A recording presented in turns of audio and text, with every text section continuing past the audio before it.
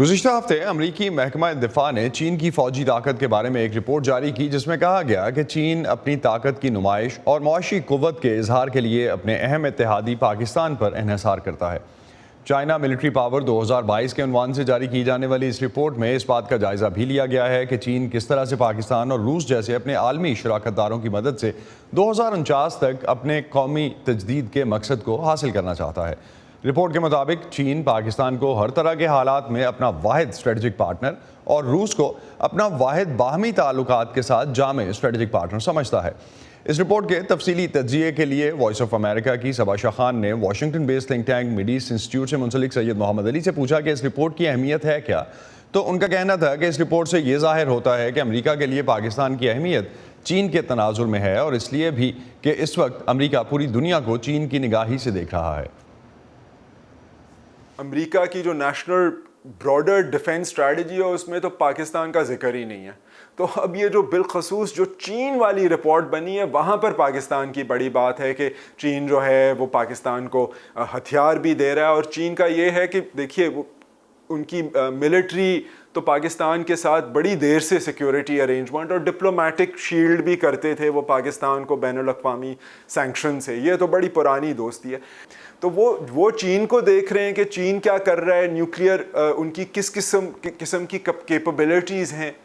تو اب چین جو ہے وہ انڈیا کو بھی دیکھ رہا ہے، ساتھ وہ امریکہ کو دیکھ رہا ہے، تو اور امریکہ جو ہے وہ انڈیا کی مدد کرتا ہے،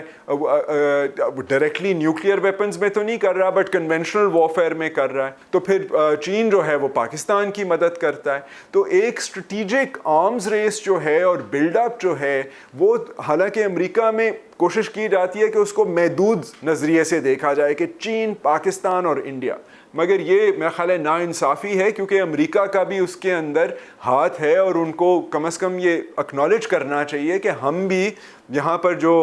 کشیدگی ہو رہی ہے وہ ہم اس میں ڈائریکٹلی رسپانسبل ہیں۔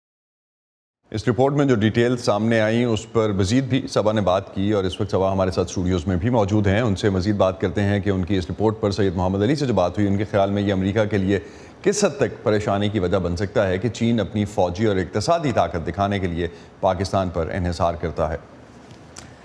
جی اسد، تو جب میں نے سید محمد علی سے پینٹاگون کی کانگریس کو بھیجے جانے والی اس رپورٹ پر پاکستان کی چین کے تناظر میں جو اہمیت ہے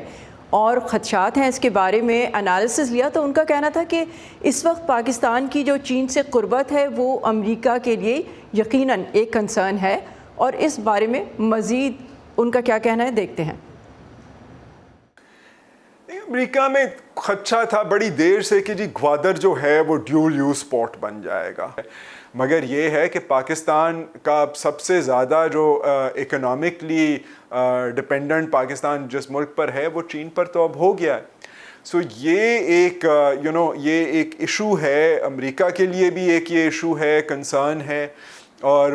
پاکستان بھی بلکہ یہ چاہتا ہے کہ وہ بیلنس کر سکے۔ آئیڈیلی تو یہ ہے کہ پاکستان چاہے گا نا کہ جی ہم بجائے کہ ایک ہی ملک کے پاس ہم جائیں اور ڈپینڈنٹ اس کے اوپر ہوتے جائیں، اس سے بہتر ہے کہ ہم بیلنس کر سکیں، جو انڈیا کرتا ہے نا۔ دیکھیے انہوں نے رشیا کے ساتھ نہیں چھوڑا، حالانکہ امریکہ کے ساتھ دوستی بڑھا رہے ہیں، اور یہ بڑی ان کی پرانی ترکیب ہے، اور امریکہ انڈیا کو تو کوشش کر رہا ہے کہ انڈیا جو ہے وہ چین کے ساتھ جو ہے وہ کھڑا ہو سکے، مگر انڈیا میں ابھی وہ قوت نہیں ہے، تو امریکہ کو بھی چاہیے نا کہ وہ بھی صرف انڈیا کے اوپر ریلائی نہ کرے کہ انڈیا ہی ان کو بنگلہ دیش بھی توڑ کر دے گا اور نیپال بھی توڑ کر دے گا اور بھوٹان بھی توڑ کر دے گا، کیونکہ چین ان سب کے ساتھ تعلقات بڑھا رہا ہے۔ تو بلکہ پاکستان ایسا ملک ہے جو چاہتا ہے کہ ہمارے معاشی حالات بہتر ہوں، ہم بالکل ہی قرضوں کے نیچے، چینی قرضوں کے نیچے نہ دبیں، تو ان کو تو فائدہ بھی ہوگا، اور کئی بار ہمارے تو لیڈران کئی بار کہہ چکے ہیں۔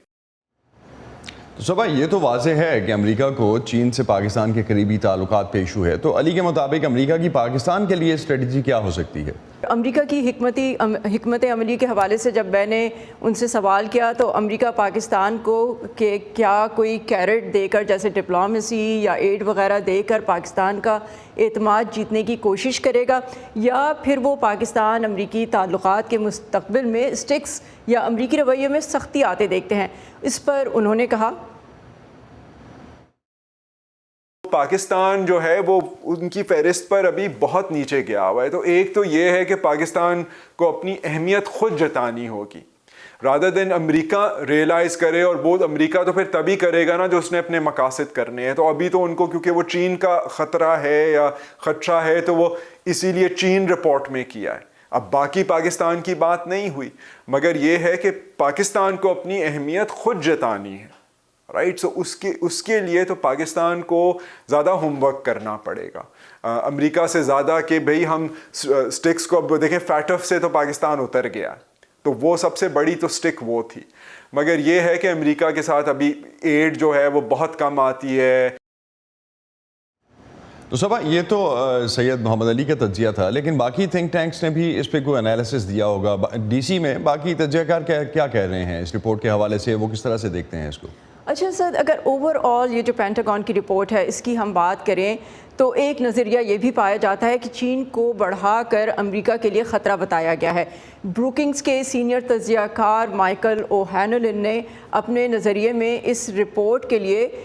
کچھ اپنے تجزیے میں ایسا ہی کچھ کہا ہے, اور ان کے مطابق امریکہ اور مغربی دنیا کو روس سے زیادہ بڑا خطرہ ہے کیونکہ روس نیوکلیئر تھریٹ بھی دے چکا ہے. اور پھر وہ یہ بھی کہتے ہیں کہ اس رپورٹ میں یہ بھی نظر انداز کیا گیا ہے کہ باوجود اس کے کہ چین اور روس اپنی دوستی کی حد نہیں مانتے, لیکن یوکرین کی جنگ میں روس کے مانگنے کے باوجود اب تک چین نے روس کو ہتھیار نہیں بھیجے ہیں. تو یہ تو وہ تھوڑی سی کچھ چیزیں ہیں جو کہ اس رپورٹ میں کہا جاتا ہے کہ مس کی گئی ہیں.